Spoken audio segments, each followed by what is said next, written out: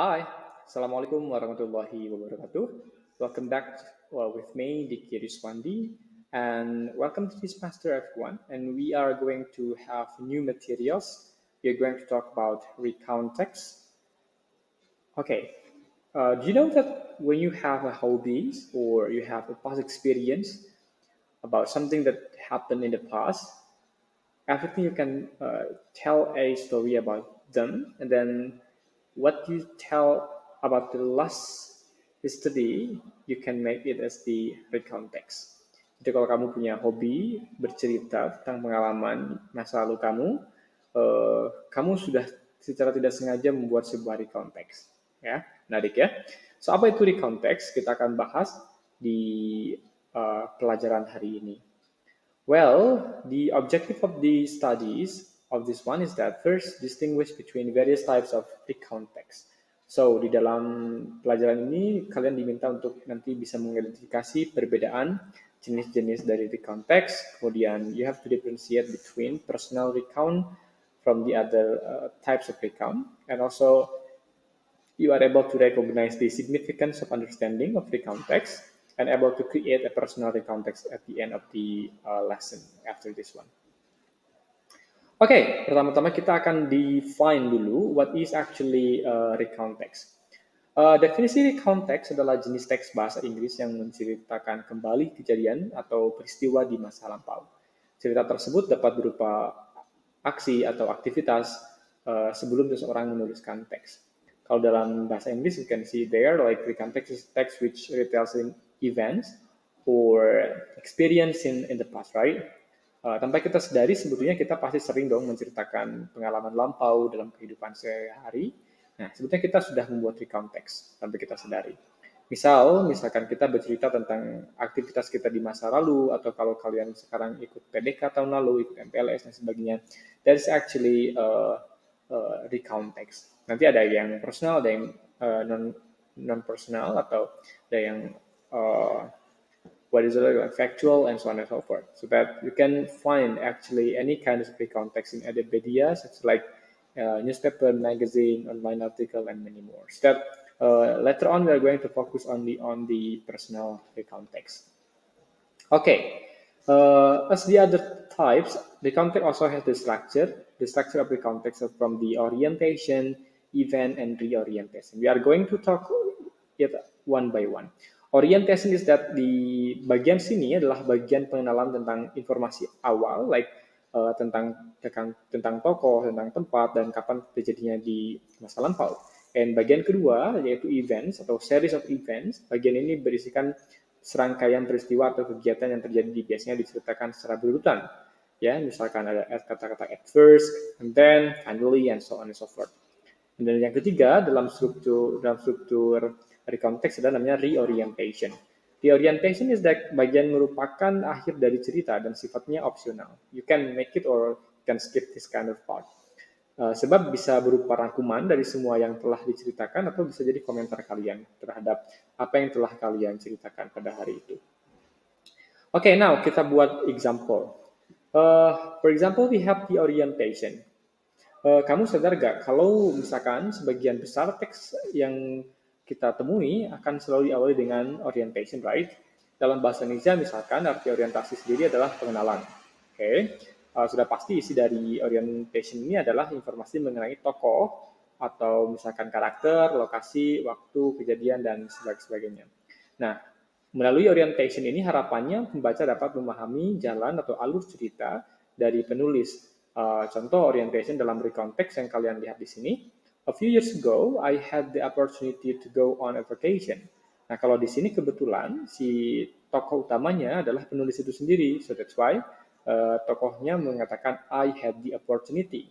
Karena ini merupakan personal recount text. Artinya recount text ini menceritakan tentang dirinya sendiri. Dapat kita lihat dari potongan paragraf yang kita lihat di sini bahwa penulis mengenalkan tokoh, lokasi, dan juga waktu peristiwa yang akan diceritakan. Di sini ada kata Turkish, itu tempatnya, kemudian kapan, dan sebagainya. So, di dalam orientasi ini menceritakan tentang keseluruhan mengenai apa itu recount text, atau recount text itu akan menceritakan tentang apa. Nah, di dalam events, Saya yakin bahwa kalian familiar dengan kata events, right? Event adalah kejadian, sedangkan series berarti rangkaian. Dalam bagian ini, penulis akan menuliskan rangkaian mengenai peristiwa atau kejadian yang mereka alami.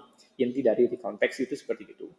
Kemudian selain itu, biasanya para penulis mengungkapkan personal remarks on the events alias pernyataan pribadi mengenai cerita yang ditulis. Contohnya misalkan penulis mengatakan di sini on the first day, due to exhaustion, we just stay at the hotel near Hagia Sophia to rest. The next day, nah dia menceritakan runtutan harinya. First day, juga the next day, and then we saw a lot of shopping center and local authentic cafes there. After that, setelah itu we visited one of the Malaysian restaurant that I really wanted to visit in the Blue Mosque area. Nah, dalam paragraf ini atau dalam paragraf yang kedua yaitu tentang event, si penulis membuat sebuah runtutan peristiwa. First day-nya apa, second day-nya apa, dan third day-nya apa. That's we call that as a series of events. Yeah. And the last, of course, we have the orientation. Nah, kalau orientation apa? A trip or, for example here, a trip to Turkey a few years ago was an experience I will never forget for the rest of my life. Dalam membuat recontext, akhir dari sebuah cerita disebut dengan reorientation. Pada bagian ini, penulis akan menuangkan rangkuman dan kesimpulan dari keseluruhan cerita sekaligus memberitahu endingnya atau kesimpulannya apa sih gitu. Apakah senang, apakah bahagia, apakah sedih, dan sebagainya. Jika ada penulis yang akan menambahkan kesan dan pesan, juga tidak apa-apa, misalkan kesannya terhadap perjalanan mereka selama ke Turki itu sebagaimana, itu juga tidak masalah. So the orientation could be a conclusion, it could be the opinion, or it could be the kayak pesan dan kesan terhadap kegiatan yang dijalani oleh si penulis. Okay. Kemudian after the orientation, this is the end of the paragraph of the recount text actually. So the orientation, I think it's better for you to have reorientation, even though this is actually not a must. Walaupun tidak wajib, tetapi harapannya kalian punya reorientation ini. Oke, kemudian ini juga ada contoh teks dari recount text. As you can see from the beginning, the first paragraph is the orientation, and the last paragraph is the reorientation. While in the middle one here is the series of events. How can we know the series of events? Because there are also many events down there. There are so many series of events, first, second, and third events on that kind of paragraph. So basically, this is the example of the recount text, which is telling reader to know what actually activities you have on the previous days. Okay, that's it. And then what you need to know also that recount has so many types. I can mention that personal recount, factual recount, imaginative recount, procedural recount, literary recount. However, what I want you to focus on is that on the first personal recount. So on this semester, we are going to deal with personal recount only. It means we are not going to talk about factual, imaginative, procedural, or literary recount or other recount. For that information, I also would like to show you the difference between personal recount and factual recount, for example. When we see that personal recount, this type of recount writing is the one in which the writer recollects a particular experience. Kalau yang namanya personal recount itu berarti kan si penulis menceritakan ulang apa yang telah mereka alami, apa yang penulis rasakan selama penulis mengalami kegiatan atau mengikuti kegiatan-kegiatan sebelumnya. That's like what I feel, I talk about what I'm feeling, I write down here, that becomes my personal recount. However, yang dimaksud factual recount, things like newspaper reports are included in the factual recount. The purpose of writing a factual recount is to inform the audience of a particular event. To talk about factual recount, actually talking about the past, but it's not about your own experience. It could be somebody's experience, or the purpose is different. Okay. What I want you to make a big difference between personal and non-personal recount, because at the end of this lesson, you're going to create your own personal recount after this one. Hopefully it's clear. Hopefully it is clear enough for you. Okay, after we know the difference here between types of recount, we also need to know the feature of recounts. We actually have tenses. The tensesnya biasa menggunakan verb 2, makanya menggunakan simple past. Ya, verb 2 itu kayak misalkan to be, kalau misalkan speak berarti speak, spoke, spoken. Spoke is verb 2, later on can see. And next, use adverb and connectives. Connectives like conjunction, some like procedural text before. We have such like after, before, at first, then, after that, etc. Let's see an example on how the recon features applied in paragraph.